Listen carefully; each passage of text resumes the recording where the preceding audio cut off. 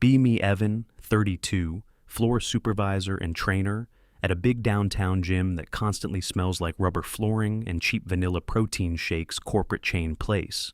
All the ads show happy people curling tiny pink dumbbells and smiling at mirrors.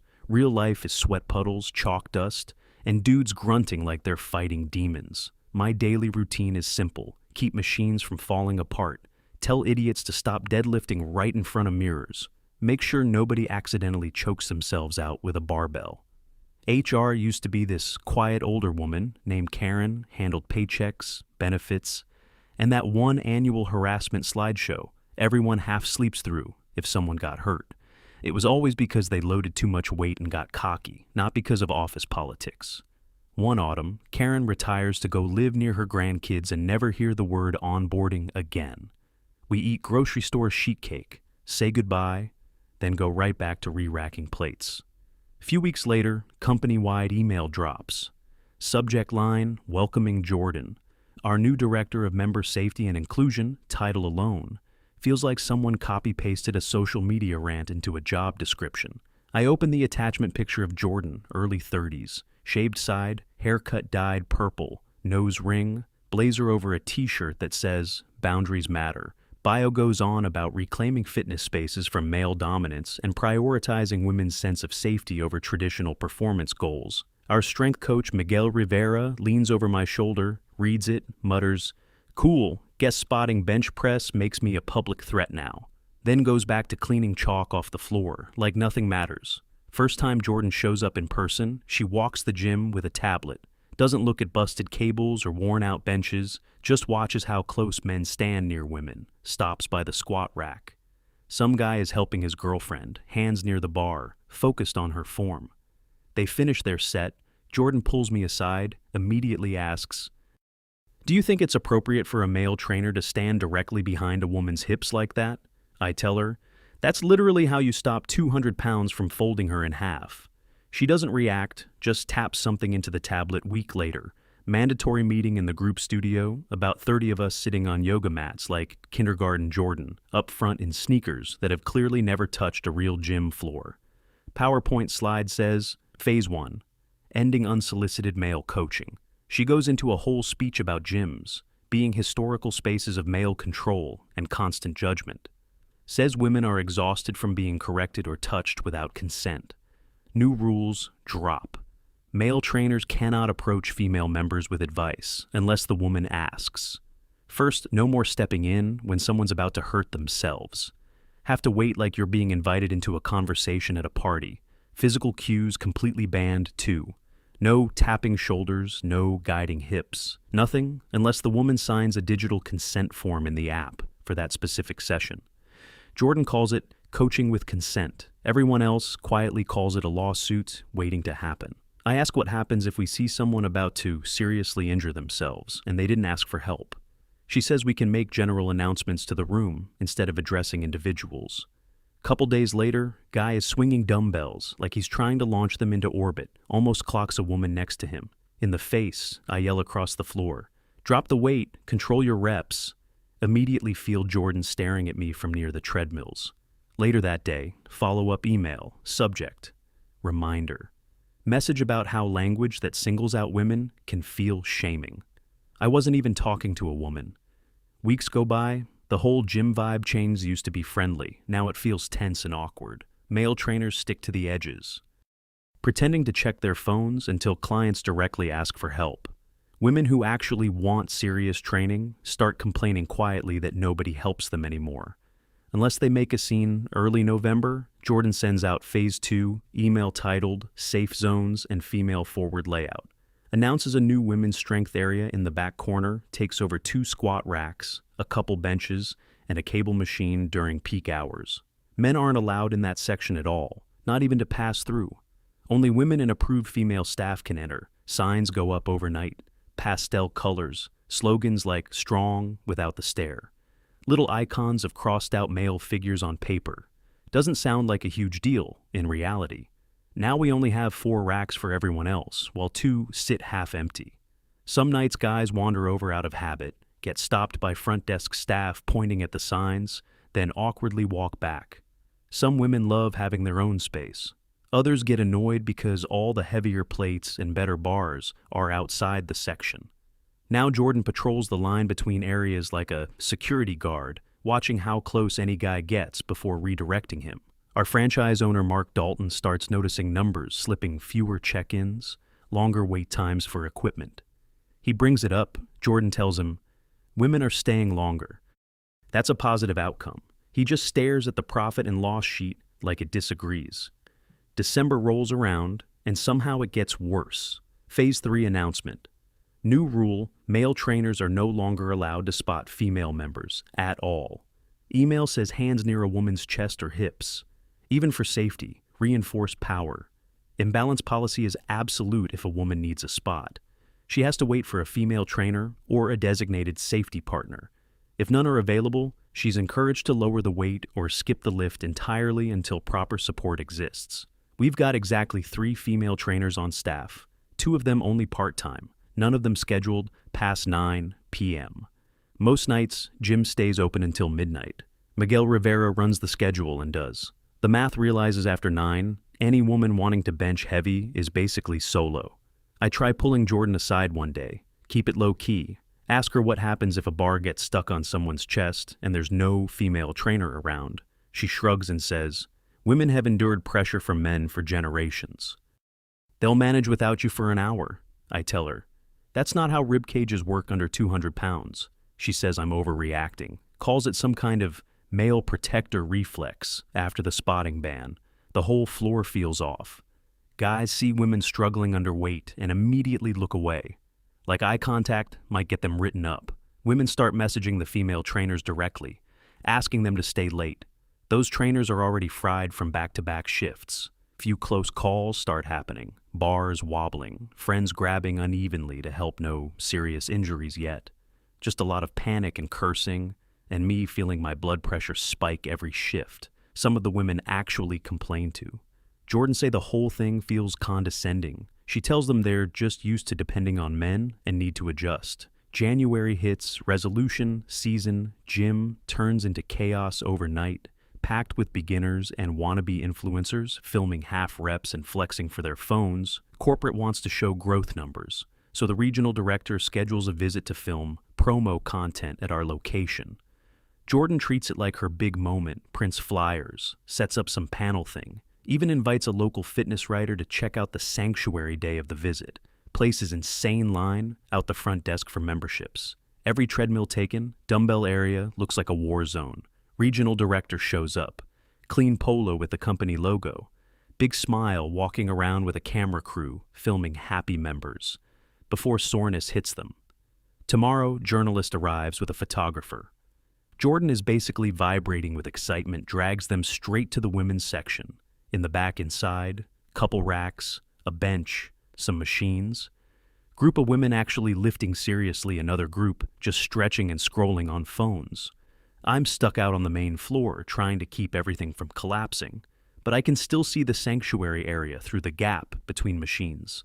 One of our strongest regulars, Tara Collins, mid-20s, lifts heavier than most of the guys she's setting up for a heavy squat inside the sanctuary, friend nearby, filming for social media. Bar is loaded heavy enough that you either need a solid spot or perfectly set safeties. Only staff over there is Kylie Brooks. She's been here maybe 2 months more into resistance bands than heavy barbell work. Jordan is right there too, talking to the journalist, going on about empowerment and no male contact, gesturing at the pastel signs regional director and camera guy drifting around, occasionally pointing the lens that way from the front desk console. I watch Tara get under the bar, sets it across her shoulders, steps back 1 step, 2, 3 floor mats, slightly uneven like, always first rep. Looks clean, second rep slower, but she pushes through third rep. Something looks wrong. Immediately knees, start shaking torso. Tips forward, bar path, drifting too far back. Every alarm in my head goes off at once. I glance at the sanctuary entrance. See the women-only sign, feels like some invisible barrier holding me in place.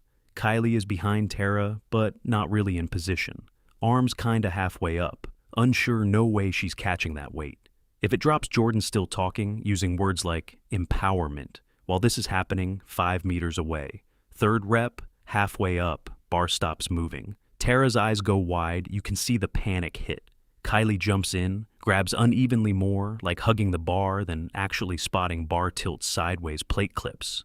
The rack loud metal screech, Tara's balance shifts knees, collapse inward at that point. No thinking already moving, cut across the floor fast, weaving around people like it's some obstacle course out of the corner of my eye. See Miguel Rivera drop what he's holding and sprint too. We both reach the sanctuary line at the same time. I hesitate for half a second at that stupid sign, feels like hitting a wall. Then Tara lets out this short, terrified sound as the bar starts sliding toward her neck. Decision made instantly push past the sign, like it doesn't exist. We get to her just in time, grab both sides of the bar. We got it, jam shoulders under the weight. Drive it up enough for her to duck forward, bar slams down onto the safety pins. Whole rack shakes, one collar snaps loose. 45-pound plate hits the floor with a loud crash. Everything around us goes quiet. Even the music feels distant. Tara stumbles forward, sits hard on the bench, breathing fast, like she just ran a sprint. Eyes wide, half scared, half relieved, grabs my wrist tight. "Thank you, I thought my back was done." Voice shaking. Miguel checks her quickly, makes sure she can move normalno. Nothing serious, just adrenaline and a scare behind us. Jordan is already storming over, face lit up red like an exit sign.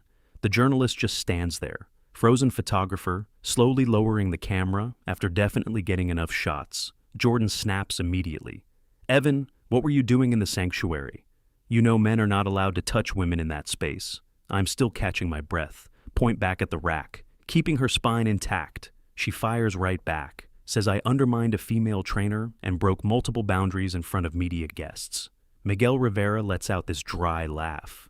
"Gravity didn't care. Kylie was a woman. It just saw 3 plates in bad balance."